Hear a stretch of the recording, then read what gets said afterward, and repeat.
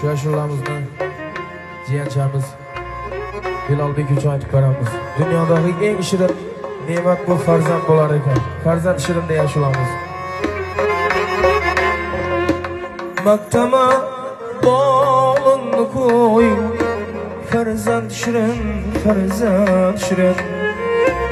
Yıkanım bağlını koy, farzand shirin.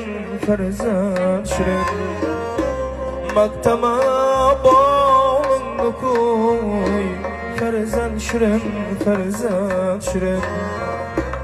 Yıkanım bağlını koy, farzand shirin. Mevasiz bo'lsa daraxt, bilib halovat soyasi.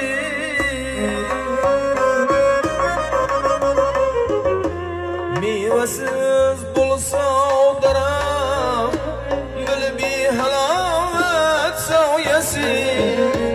Yam-yashil tog'ni ko'y, farzand shirin.